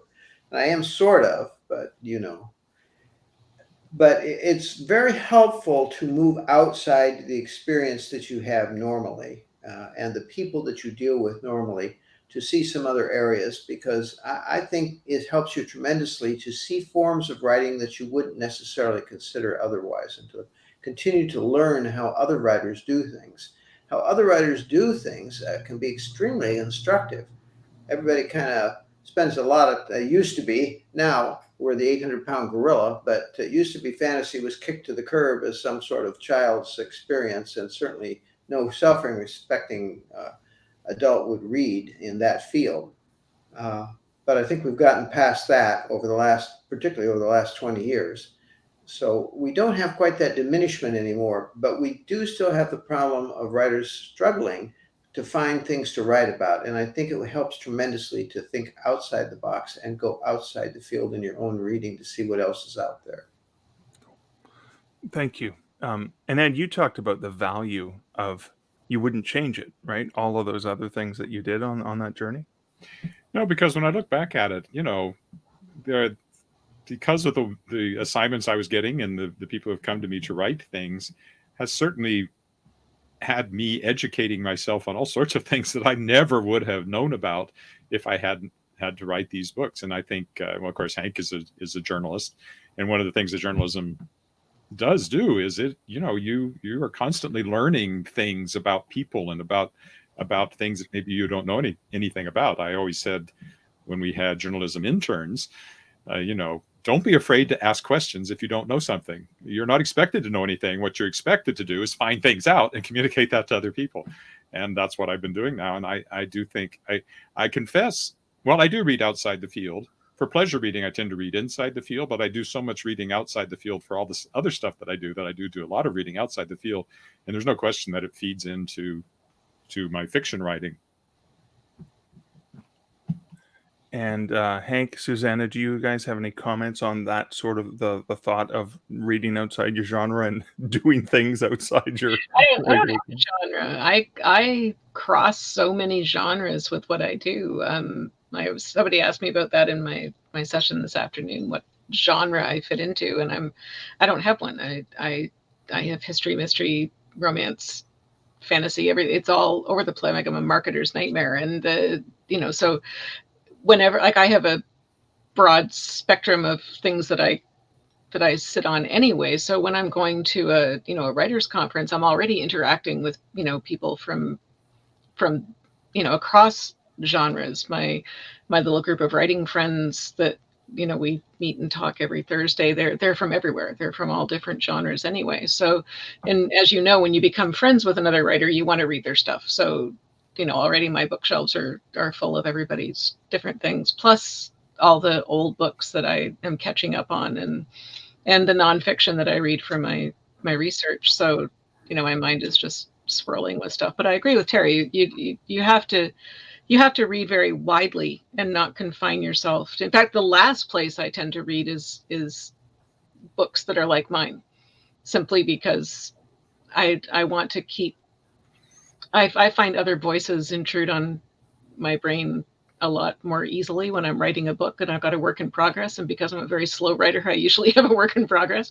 So I find it's easier to go into the mystery field and read in mystery or fantasy or science fiction or, or romance or something, and pick those up for my pleasure reading, and to cross-pollinate and learn what other people are doing and how they're handling scenes, and bring that back into my own work.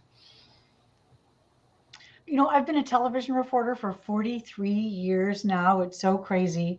And I've wired myself with hidden cameras and confronted corrupt politicians and chased down criminals and gone undercover and in disguise, you know, been backstage at the airport and underground at the State House, and gone places. Edward, I'm sure this has happened to you as well, gone places that I wouldn't have gone had I not been a reporter. And so those experiences, I don't take those experiences and cover them up a little bit and make them into fiction. But every little experience in all of our lives, no matter what we do, becomes part of the building block of the stories that we write. And we take a little bit from here and a little bit from here and a little bit from here, and sort of like a Rubik's Cube, twist and turn and change until it clicks into a completely new story. So if you don't have any building blocks for your story, it's going to be difficult for you to come up with a believable, seamless, authentic, genuine sounding story. I think that one of the things we might talk about, and I think it's so interesting, is that we're all talking about reading. Unlike Susanna, I just subsume myself in books in my genre. I love it. But being an author sometimes makes that be reading as an author is very different than reading as someone who isn't an author. I mean, I will put this out there. Sometimes I read the end of books first. Because, do you too, Susanna? I love you. I knew I did, even more.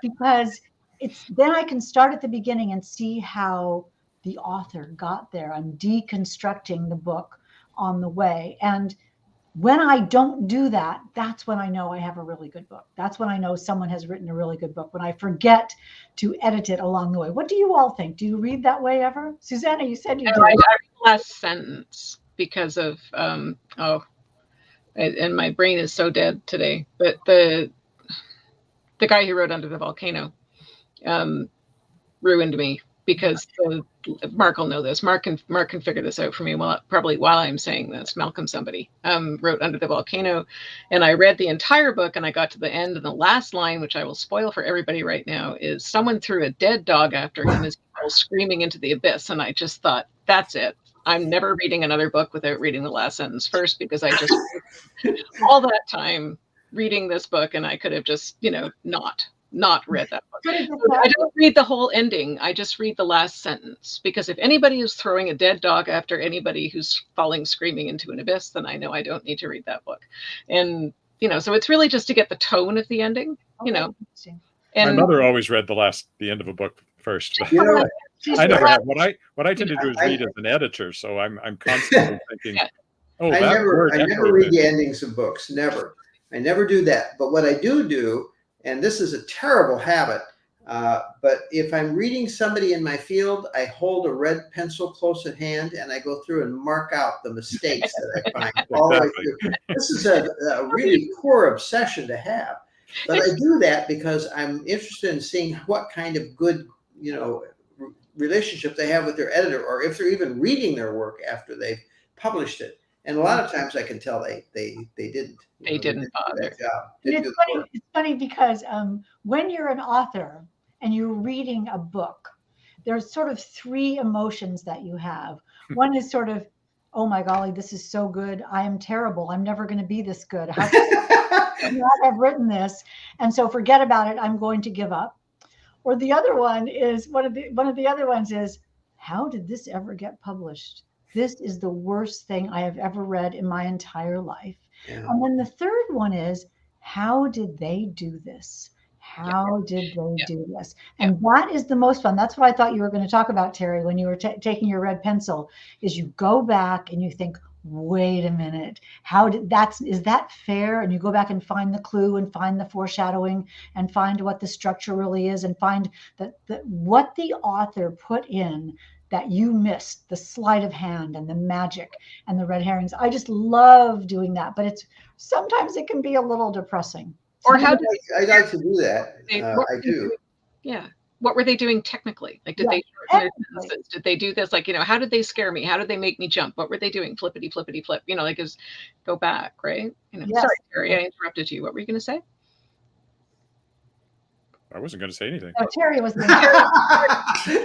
Terry was What's saying, wrong with you? you said you like to do that. You said you like to do that. Oh, I'm just saying that I like to decipher how a really good book works, which is what we were basically both talking about.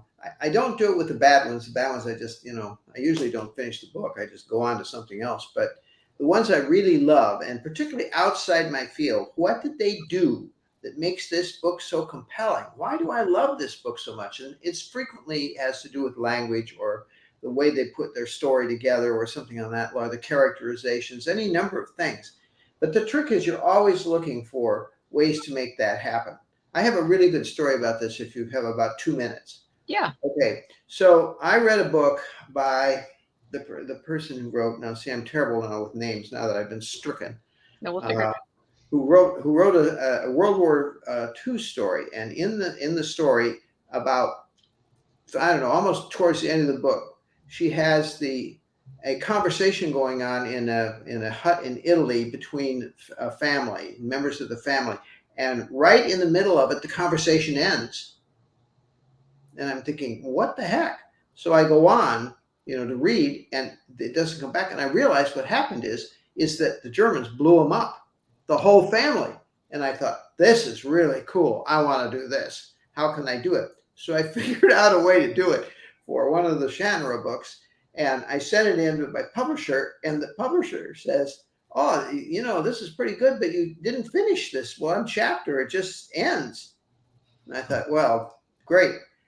I told them, and they said, okay, well, we'll try this. And they got it. And I got dozens of letters from readers who said, you didn't finish this chapter. And I'm thinking, who am I writing this book for anyway? Have they no clue? It was very obvious. It was a bomb. The bomb blew up, but I didn't say that. I just had them talking about worrying about it and so forth. Sounds good to me. It sounds. You might have got dozens of letters, but you probably had, thousands. I got too cute for my own book. Oh, good. That's something subtle, like all capital letters. It says "boom." Just I knew that, I guess. Yeah, you don't need boom. You hardly ever need boom. You gotta hope so. Anyway, but that's the thing, though, isn't it? Because it's, I always call it like reading books. Once you reach a certain level of craft, reading books becomes like a busman's holiday, right? Oh, it's like when I go to a museum as a former curator, I'm always like, the lux levels are all wrong. The way you've got stuff mounted is terrible. But when you find a book that you get lost in and you've read several pages and you're in that world, that's a treasure for a writer. I mean, that is something that you just, it happens so rarely that somebody can get you past that point when you're noticing. Especially when it seems so effortless. Yeah. Then I can really hate that writer. Yeah, exactly. Then you're like Hank was saying, it looks so easy. Yeah. But it's a gift, and I get that with a few writers, and I really, really treasure it. And those are the ones that I stack up and read in between my books. Awesome. And look forward to. Now, I'm a completionist, and Susanna, you were talking about Malcolm Lowry, who wrote Under the Volcano. Thanks, Sean, for that. Sorry, I'm sorry. But no, it's like it's going to be bugging people, right? Who yeah. what was the last he name? Might be for other I know it. But it's very well known. He's obviously more successful than me. But speaking of that, since Sean jumped in and helped us out there, and that kind of leads to something you said, Susanna, was very integral to your talk, was about community. You talked about the support you had from friends and family and loved ones and community. I'd love you to just talk a little bit more about that value and importance of community, and I would love to hear our other panelists talk about community as well. Community, right? See, I didn't go to a conference until I was in my 40s. I think the very first conference I went to was BoucherCon in 2001. Yeah, because my eldest was 2. So it was 2000. It was October 2001 in Washington, D.C., right after 9/11. That was really well timed of me. But that was my very first time walking into a room full of other writers, where I was in a room full of other people that heard voices in their heads and actually, okay, it was all right. And at the time, I remember thinking, because my first publication was 1994, and this was 2001. And all that time I'd been, doing it all with my family and my friends around me, but no other writers. And it was such a sea change. And I remember thinking, why didn't I do this before? Why didn't I know about this before? So this community of writers is a very important thing. Whether you come virtually, whether you come, in person, it is finding your people. I remember taking my eldest, this is completely off topic, but I remember taking my eldest when he was probably about 12 or 13 to the Canadian version of Comic-Con, which is Fan Expo in Toronto. And he looked across the room where everybody was lined up ready to go in, and everybody's all like, in cosplay and in costume waiting to go in. And he just looked at me, and his eyes were just full, and he looked at me and said, "It's my people." And I just thought, that's exactly what I felt like the first time I was at a writers' conference, just walking through the sea of people. And finding that is, there's no word for it. You all know, because you're all here. You all know what it feels like. But the other thing I forgot to mention in that talk that is equally important, an equally important part of our community, are the readers. Whether you're published or not published, the readers on the other side of the book who complete our stories for us and who give us back so much without even knowing it, and especially during this pandemic time, what the readers have given me at times that they don't even know they're giving it to me. I will be sitting here in my little writing room, which is not that large. And I'll be, going through things that they don't even know about. Everybody's got stuff going on in their lives. I've got one kid overseas who goes to university. And when the pandemic came down, he was in Europe, and I was panicking. And a reader would send like a stray email at just the right moment.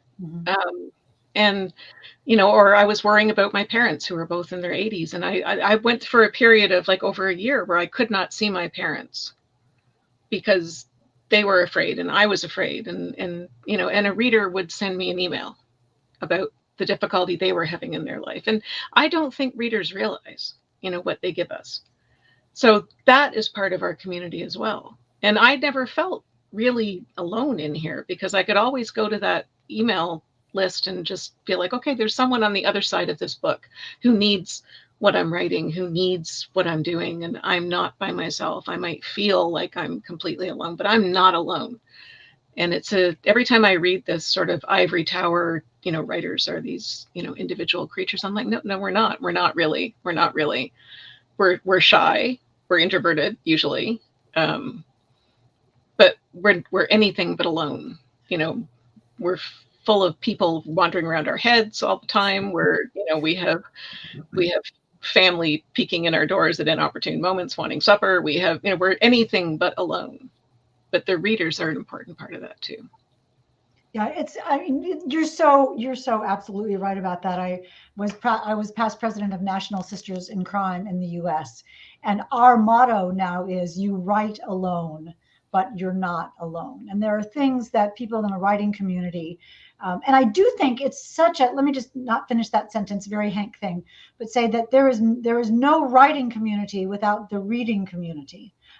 We all buoy each other and we all help each other, and writers are all readers. And so we're all in this community together of people who love stories and storytelling and love words. But there's a language, there's a communication that we have in this realm, which is, I can say to you, what are you reading? Or did you read this? And you can tell me, and I can say, oh, I haven't read that, or I have read that, or didn't you love the part about the thing? I can also say to you, do you think it should be and or but right here? Or do you think this is a semicolon or not? And people who are not in our world don't understand the conversations that we have. My husband and I were in a restaurant several years ago. I remember restaurants.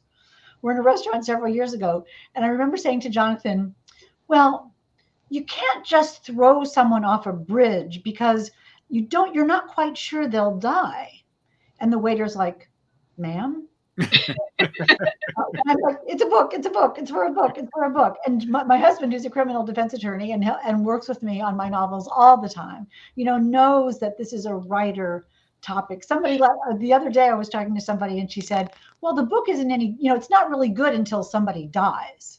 Yeah. And, you know, we're all nodding our heads. Yep. And then I thought, you know, there are not many places where you could say that and it would be okay. So we all grok each other. We all get each other. We all understand each other. And we all understand the love of the process, the love of searching for a story, the moment when we think, wow, that's a good idea.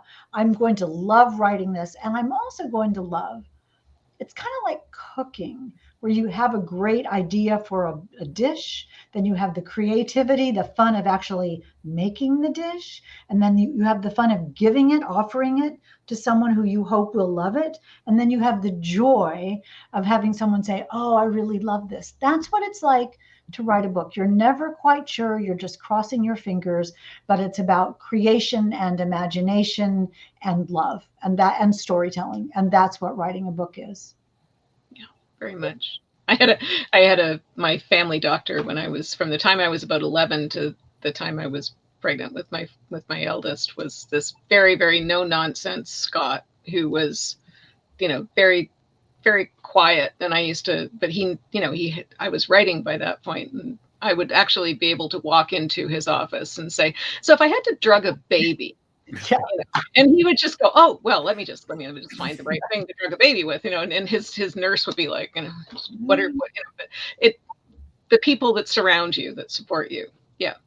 Very important thing. I love what you said, though. I wrote this down about purposeful absence, that people know, you know, when they know enough to stay away. And all of you, everybody who's out there and everybody on this panel is going to know, you know, you're in your little writing room and you finally are in the story. And, when you finally caught the wave and you're going forward and the writing's going great and you hear footsteps behind you and you think, part of your brain is like, don't come in here. Don't come in here. And then my darling husband, who you know I adore, he'll open the door and say, do you think this milk is bad? I'm like, just smell it. You just do it. Just smell it yourself. Just go away. And we're doing it out of love, and they're just trying to live their lives in their real world. And we're feeling like, don't get us out of this moment. Don't take us out of the flow. And he knows enough now to know, just walk on by, just keep walking by. So I'm going to tell him your line, Susanna, about purposeful absence. I love that. I keep saying I should make one of those flow charts, like, you know, that the flow charts that, like, are you on fire? If yes, no, dip, you know, to knock, if not, you know. Doesn't Nora Roberts have that on her door? It says, like, probably unless you're on fire, don't come in here. Wasn't it Samuel Coleridge who was interrupted while writing Xanadu? Xanadu, yeah. I think about that. Was never able to get back to it. I think about that way too much, actually, Edward. This happens when we're reading a great book too. Yes. Yeah. I don't like people interrupting me when I'm in the middle of a book, particularly if it's something that I'm really caught up in. If you just want to say, go away. Well, you do say go away. Please. Yeah, actually, I didn't want to get crass about it, but yeah. Please, I'm just reading this. Yeah. Now, I want to throw up some great questions from our viewers. I want to throw some of these up to ask. So Paul asks, this is a question for everyone. What other genre have you not written in that you would like to try? I've always wanted to write a Western. I don't know why. That's the only thing you haven't written. That's the thing. Because you're from the West.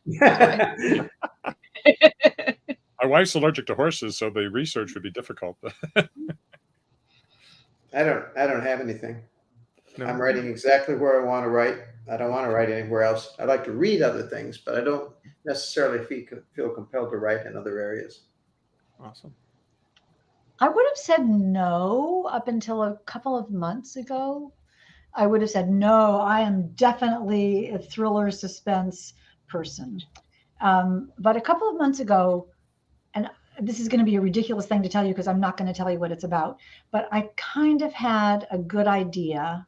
I did have a good idea for still the same genre, but in a different time.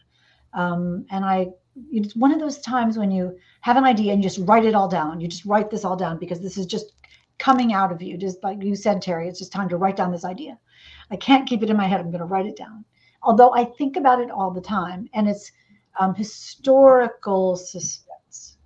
But Susanna, I'm in awe of you because I know the research that goes into making, I mean, your books are so authentic, and it's very daunting to me to think about opening that door. But in answer to your question, whoever asked that, You can help you. You can move in with you like you did with the woman in Scotland, right? And you can tell me it's not your time. Well, it's a different time altogether, different genre altogether. But I am in awe of the devotion that goes into writing historical fiction when it's as good as yours is.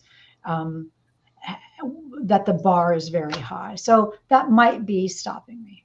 Earl Stanley Gardner always said, when you see something that scares you, you should just wade right off the riverbank, go out and meet it. Don't stand on the riverbank and watch it go by. Just go out there and meet it. So if you want to do it, just do it.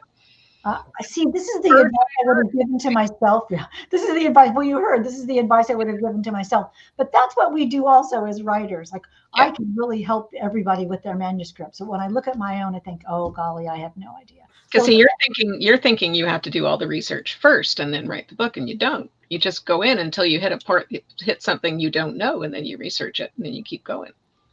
See, this is a masterclass. Thank you. Awesome. I always wanted to write because of when I grew up. Like, I was born in the mid 60s. I grew up in sort of that era of the big, thick, chunky Winds of War, Sure. you know, the books that were, you know, they happened in all these different locations, and you'd have, you know, multi-generational, and one person over here in Paris and another person over here in London and another person in New York, and these big giant sagas. And I always wanted to write one of those. And I thought with the last book, I thought The Vanished Days was actually going to be one of those. I thought, ooh, perfect setting. You know, I can do the Darien expedition as one of those. I can have people in New York and people in Edinburgh and people in London and people in Spain and do the whole thing. But what always happens when I get these ideas and I think I'm going to make these big epics is bit by bit by bit, the characters, once they get on the page, just start distilling themselves down to a more, like a smaller canvas, and they just do what they want to do once they get on the page. They're like, yeah, we don't want to do that. We want to go here, and we want to sit in this drawing room. We want to have this sort of more, you know, more intimate discussion over here. We're going to still have suspense. We're going to still have a little bit of, you know, whatever going on, but we're not going over here. We're not going to do that. So I've come to the conclusion that, like Terry, I have my niche, and I'm happy with it. I'm really happy with it.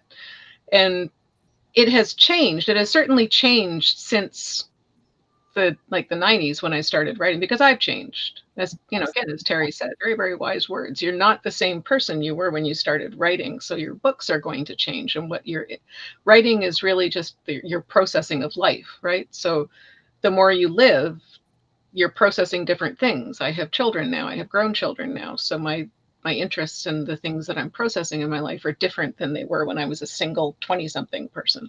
It's one of the reasons, though, that Edward is so impressive, because the way that your brain is so nimble and can go to all those different genres. I mean, when somebody said to me once, could you write a romance? Could you possibly write a romance?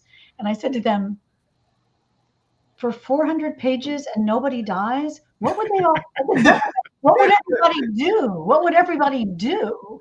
And then they said, yeah, I guess we shouldn't write romance. Well, you could still kill somebody, just not the main couple. Oh, okay. See, you know all. No, I think that's great. That's great. But it shows you that possibly we've sort of found our lane. Mm-hmm. No matter what we try to do, our writer brain reins us back in and says, no, this is how you're going to be. I love that. You have to love it. Certainly when I'm writing nonfiction, I'm always wishing I could put in, you know, something. Great. Awesome. Chat AI overlays. That's what they just need to walk through the pages, right? I'm going to throw another question, and we are getting close to the end, so I'm probably not going to get to all the awesome questions, and my apologies to those who are asking these great questions. But question from Kim is basically, how do you write when you're exhausted and you're not feeling it? Like, how do you actually get past that moment when you just, you know, how do you do it? If I'm well, pardon, Terry? Courage. Fear is a big one. Right. Sometimes I change location. Sometimes I'll just go sit in the bathtub because I get a lot. I get a lot of story ideas in the bathtub. If I'm really tired, the characters will always talk to me. If I'm, sometimes it's the screen that I'm falling asleep on the screen, but I'll go sit in the bathtub and the characters will come. But you don't have to write a lot. You just have to you have to show up and write a couple of sentences, and a couple of sentences after that, and a couple of sentences after that. And if you're lucky, you'll click into the groove and the characters will take over and the story will take over, and then you're not tired anymore. It's a beautiful place to be when you're in the story and you lose track of time and someone has to actually come fetch you out because you've been up all night, and that's a wonderful feeling. And Edward, you know this too, but as a reporter for however many years, as a general assignment reporter, I had to come in at 8 a.m, and by 6 o'clock at night, I had to put a story on the air. And it had to be perfect, and it had to be a story, and it had to have audio and video and be edited together and be presented as a little movie on TV. And if I had said to the news director, can I be on at 10 after 6 instead of 6? Because I'm really not feeling it today. I wouldn't have lasted at all. And I think, coaches tell ball players, hold the ball every day, walk around with your football, remember how that feels. And I think you just tell yourself, I'm just going to visit the world of my book. I'll say to my husband at night, I'm just going to go say goodnight to my book. And I put myself in the manuscript. And I can't tell you how many times he's had to come back downstairs and say, sweetheart, are you coming up at all? Because sometimes, first of all, you're a pro. It's your responsibility. Your book is due at a certain date, and you can do it now and be not panicked, or you can do it later and be completely panicked. It doesn't have to be perfect when you're writing the thing, and it probably isn't going to be perfect when you're writing the thing. But writing a book is basically arithmetic. You're just adding and adding and adding and adding. And if you just keep going, even a little bit at a time, as Susanna says, at some point, inevitably, it has to be longer and longer and longer and longer. Then you can go back and fix it. So I do think a lot of it's your responsibility as a writer. Nobody cares as much as you do about finishing this book. Nobody's going to call you and say, did you do your 1,000 words? Only you. So you're in charge of yourself. And if you love it, then you'll do it. There's just really no question about that. And I don't do 1,000 words just for people that are slow out there like me. If I have sometimes I do. It depends on the day. Sometimes I'll do that much, but quite honestly, if I do, 250 words a day, I'm ecstatic. It's great. That's fantastic. I'm a slow writer. Yeah. So. Right. Oh, let me just say one more thing about that. My secret goal is 1,000 words, but my stated goal is 680 words. And if I get to 680 words a day, I win, I succeed. And I set the bar low, so I can allow myself to succeed every day instead of setting myself up to fail. Right. And when we allow ourselves to succeed, the next day, all we want to do, we're just humans, all we want to do is go back the next day and succeed again. And that really works for me. Yeah. Why 680? Why is that very specific number? Is there a certain meaning to that? Yeah, there is actually. I take the number of words in my book, which is about 100,000 words, and I figure out how many days I have until the deadline. And then I subtract a month for serious editing. Okay. And then I just divide, and I think, okay, if I do 680 words a day up till this day, I'll be done. And I don't have to worry. And if I lose a day, then I think, well, I'm just behind 680 words, and I don't panic. So again, the whole point is don't panic, as we've read in whatever that book is. What was it? Hitchhiker's Guide to the Galaxy. Hitchhiker's Guide. I knew you'd know it. And Sean, I want you to know, thank you. We can't type in the comments, or else I'd be responding to the Grok thing. But we can't type in the comments. But my whole goal of writing is not to panic, and I do everything I can not to. Although, as long as we're mentioning Douglas Adams, we should mention his other thing, which is that he loved deadlines. He loved the whooshing sound they made. Yeah, that's me. Yeah, I always panic. I'm a panicker. I panic all the way. I panic from the first minute I sign the contract till the time I turn it in, and I just, yeah. Constant panic. Yeah. But it always, it's what, I have 50. to say thank you guys. Sorry? That's okay. I'm saying I'm not like that with My every book. apologies. Changed. So Guys, this was we're coming up on the 2-hour mark for this, and I know you've been busy yesterday, today, doing all the great things, the great talks. You were so inspiring, your conversation, the keynotes. Really want to thank you on behalf of the entire WWC community for sharing your insights and thoughts and feelings and emotion and perspectives. This was a phenomenal evening. I want to say thank you guys so much. I hope you can get some rest, because we still have more of When Words Collide taking place this weekend. Thank you guys so much. Thank you. Thank Good you. night, everyone. Thank you. You're great, Mark. good night. Right. Thanks, Mark. And good night, everyone. Thank you.